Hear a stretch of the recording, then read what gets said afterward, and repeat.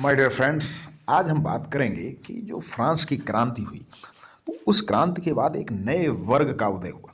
था क्या? पहले था अरिस्टोक्रेसी, मोनार्की। तो जो राजा जो होता था वो इतना शोषण करता था कि या तो जो राजा के पक्ष में होते थे वो तो खूब मौज उड़ाते थे, उनके पास बहुत सारा धन होता था, बहुत सारी सुविधाएं होती थी। और एक वर्ग था जो राजा या राजा से जुड़ा हुआ वर्ग, जिसे जन्म से अधिकार प्राप्त थे। तो निश्चित ही फिर एक वर्ग ऐसा बचता था जिसका शोषण होता था, वो बहुत गरीब, जिसमें पीजेंट होते थे, यानी कि किसान वर्ग होता था। उसमें पुअर पीपल, गरीब लोग होते थे, और वो गरीब लोग वही जो राजा की सेवा करते थे। दूसरा जो है, did not have much land, उनके पास ज़मीन भी नहीं होती थी, और दे वर इन मेजॉरिटी, उनकी संख्या भी ज़्यादा थी। यानी कहें कि पूरी संपत्ति का 10% भाग 90% लोगों के पास था। यानी कि संख्या तो ज़्यादा, लेकिन उनके पास अधिकार और संपत्ति बहुत कम थी। और जो कम लोग थे वो माइनॉरिटी में थे, लेकिन उनके पास अधिकार बहुत थे, संपत्ति ज़्यादा थी। तो जो अरिस्टोक्रेट, यानी कि जो राजा के आसपास नाचने वाला, यानी राजा के आसपास रहने वाला, वो वेल्दी भी होते थे, धन बहुत सारा होता था, ओन्ड स्टेट एंड हाउसेस, उनके अपने मकान होते थे, अपनी संपत्ति होती थी, विरासत होती थी इन कंट्री साइड।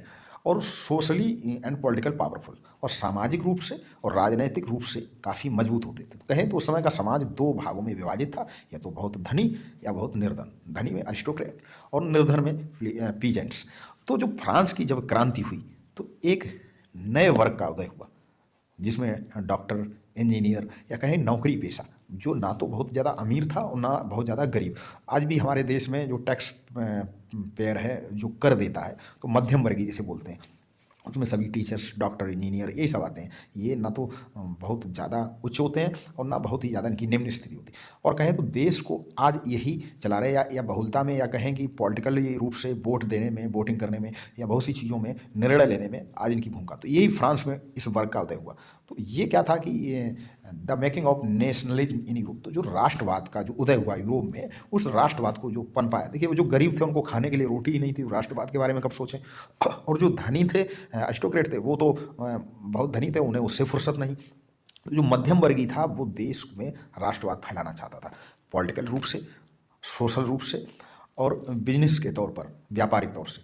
तो व्हाट डज लिबरल नेशनलिज्म, जब लिबरल नेशनलिज्म पैदा हुआ, राष्ट्रवाद पैदा हुआ, तो अंत किसका हुआ? एक तो अरिस्टोक्रेसी का अंत हुआ, दूसरा गवर्नमेंट विद पीपल्स एग्रीमेंट, और दूसरा फ्रीडम ऑफ इंडिविजुअल, यानी कि स्वतंत्रता, व्यक्तिगत स्वतंत्रता की जो बात करता था।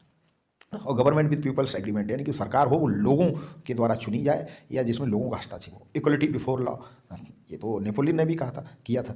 ये वर्ग भी चाहता था कि कानून की नज़र में सभी समान हो, किसी के साथ भेदभाव न हो। ये जो पॉइंट आप देख रहे हैं, ये मध्यम वर्गीय लोगों से होते, या कहें कि जो राष्ट्रवाद का उदय में, या जो फ्रांस को एक राष्ट्र के रूप में स्थापित करना चाहते थे, वो उनकी ये सब मांगी थी।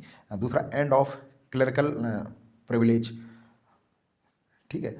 तो ये सब जो चीज़ें थीं, ये वर्ग जो है ये चाहता था, इसी से नेशनलिज्म पैदा हुआ, और यही उनकी चाहत थी कि यही इन चीज़ों को माना जाए।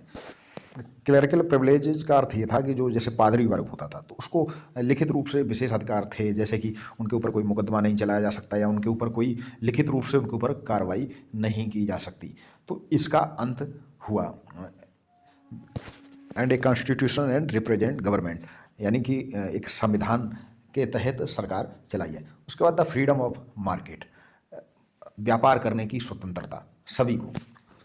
उसके बाद evolution of state imposed restriction on the movement of goods and capital, और जो सामान और पूंजी का जो आदान प्रदान या इधर से उधर ले जाने पर जो रेस्ट्रिक्शन था, यानी कि रोकथाम थी, उसको ख़त्म किया गया। यानी कि व्यक्ति देश के अंदर कहीं भी आ जाकर व्यापार कर सकता, पूंजी को ट्रांसफ़र कर सकता, तो उस पर जो रोक थी उसको हटाया गया। तो ये लिबरल का अर्थ होता है फ्री, यानी इसमें स्वतंत्रता दी गई। इसके बाद what the liberal nationalism stand for economical, इसका भी अर्थ होता है multiple currency and weight and measures. तो बहुत सारी जो अलग अलग करेंसीज चलती थी, वेट और मेजर के जो होते थे, वो उसने भी, नेपोलियन ने भी उसको ख़त्म किया था। तो मल्टीपल करेंसीज, अलग अलग मुद्राएं चलती थी, उसमें व्यापारियों को बहुत दिक्कत होती थी। अलग अलग वेट एंड मेजरमेंट था, तो वजन तौलने की, पता लगा यहाँ कुछ वजन है, दूसरी जगह कुछ और है। दूसरा बात, मल्टीपल कस्टम बैरियर्स, व्यापारी जब व्यापार करते थे तो उन्हें कई जगह कर चुकाना पड़ता था। जरा सी स्टेट चेंज हुई नहीं तो उनको टैक्स देना पड़ता था। तो आप इस पर भी रोक लगाएगी, यानी कि एक ही बार कस्टम ड्यूटी देनी पड़े, टैक्स देना पड़े, तो इससे व्यापारियों को सुविधा हो। तो ये सब पॉलिटिकल रूप से, सोशल रूप से और बिजनेस के तौर पर, व्यापार की तौर पर जो लिबरलिज्म था वो प्रभावी हुआ। और अगले भाग में हम वाटरलू का युद्ध पढ़ेंगे।